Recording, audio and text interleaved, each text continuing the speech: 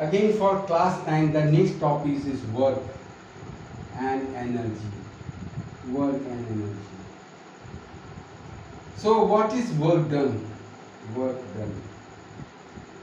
Work done.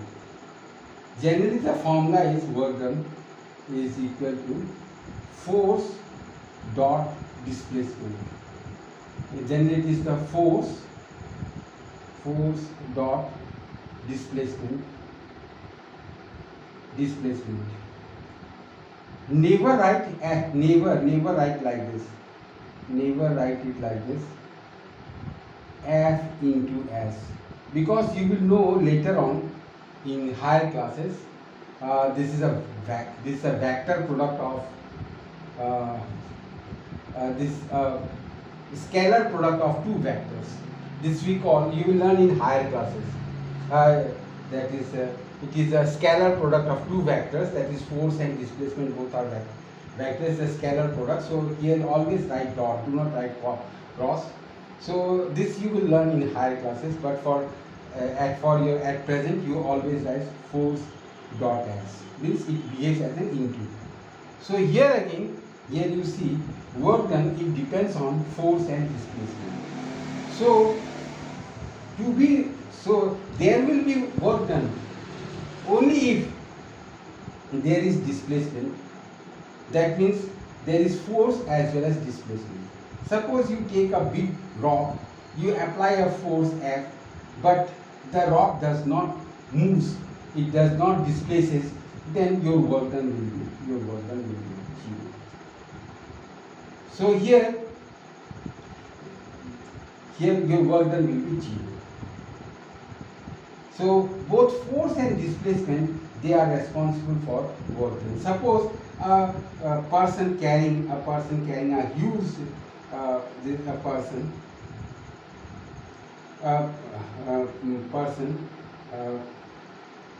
is carrying a huge weight on his head.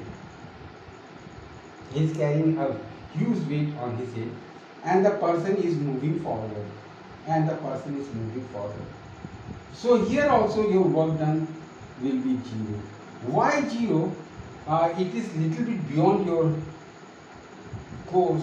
This is little bit beyond your course, but yet I have to explain it. Because the weight, this is acting downward, that is the force, it is its weight. The force, it is acting downward, it is mg, it is its weight. And your displacement is horizontal. You see the force is acting downward and your displacement is horizontal. So here actually this is work done, that is equal to F S cos theta, and theta is the angle. This is the theta. It is the angle between F and S. This is theta is the angle between F and S. But this is out of your course. But I am bound to explain it because trigonometry you will learn in class 10, and it is out of your course. But I am helpless because without this I can't explain this. Here you see the force and this displacement. Here the force and displacement. This is the force and this is the displacement. They are at 90 degree. That means your theta is 90 degree and your cos 90 is 0. So 0. So there will be no work done.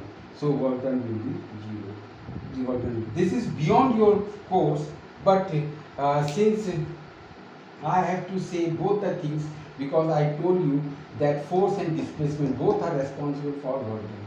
Here I have given an example that there is a body, a huge rock, and you are applying a force, but there is no displacement. That means since there is no displacement, so S is 0, so work done is 0. Now here you are applying a force and the displacement is in horizontal. See, the weight of the body is acting downward, which is the weight of the body, and the displacement is horizontal. So angle between them is 90 degrees. So cos 90 is 0. So your work done is 0.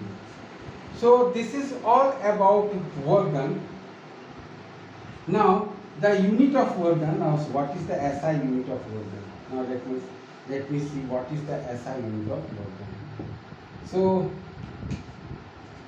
work done, that is equal to force dot S, it is Newton meter. So the SI unit of work done is Newton meter. Now we come to energy. Here we are concentrated on two types of energy. One is the kinetic energy and another is the potential energy. One is the kinetic energy and another is the potential energy, and your total mechanical energy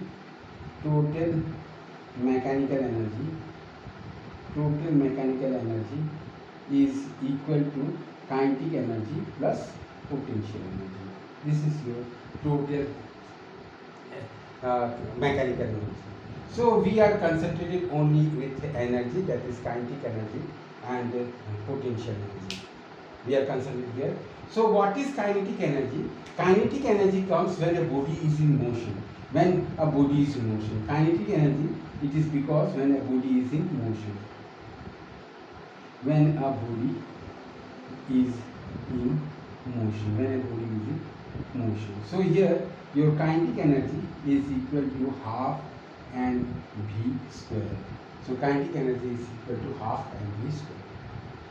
Now we come to the potential energy. About potential energy. Now let us come to the potential energy. Here you see we come to the potential energy. So here we come to potential energy. So remember that when you lift a book lying on the floor, and you raised it up and placed on the table which is at height h. So here force is weight of the body, that is mg, and you have lifted it to the height h. So your work done, remember there is an important thing in potential energy. When does the potential energy come into existence? The most important thing you must learn that when does the potential energy comes into existence? That means originally there must be an existing force. And if you do work against this force, then the energy stored on this body is the potential energy.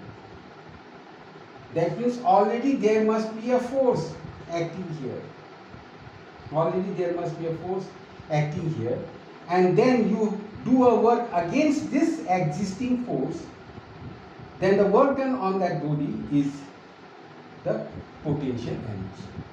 So here this is the gravitational force acting downward, and you are applying a force, you are doing work against this gravitational force and lifting the book from the floor to the top of the table. So your work done becomes mgh.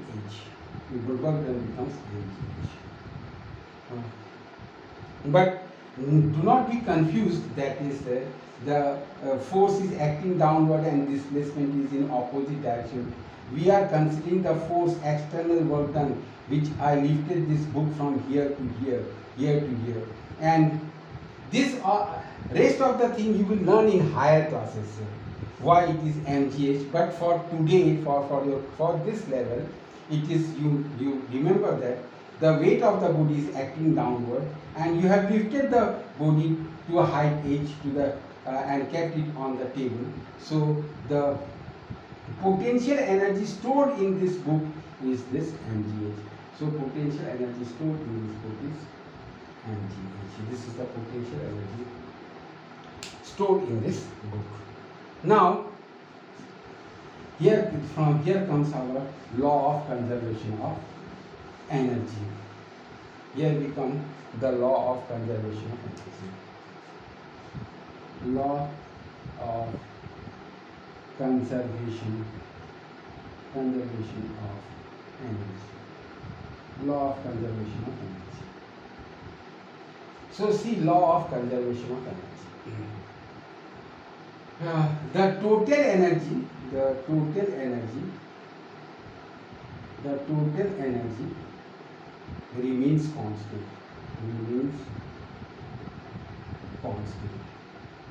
Now let me explain it with the help of an example. Suppose this is your ground, and at this height there is a book, and it is let to fall freely to the floor. It is let to fall freely down to the floor, and let the mass of this body be m. Let us take three stages, this A stage and another B stage and another C stage, not the ground but just it is touching the ground, just before touching the ground, just before touching the ground, just before touching the ground. So initially the body is at rest, so U is equal to 0. So here at point A your kinetic energy is 0, and let this be kept at a height h, and so the potential energy will here will be mgh. So the total energy will be kinetic energy plus potential energy, that is mgh. Kinetic energy plus potential energy, that is mgh. Now the ball has fallen through a height, say x. So it is at a height here h minus x, at a height h minus x from the ground. Now let me calculate what is the final velocity here. Here your final velocity v square initially is 0 to g, and the distance travelled is x. So this is your v square. So here your kinetic energy will be equal to half mv square, that is 2gx. And your potential energy that will be mg h minus x. Now you add these two, here you add this kinetic energy plus potential energy, you are going to get mgh.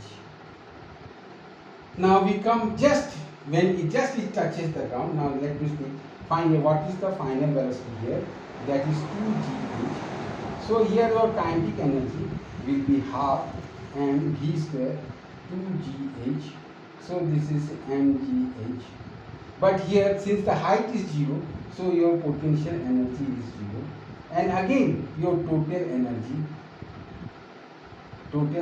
kinetic energy plus potential energy, this is mgh.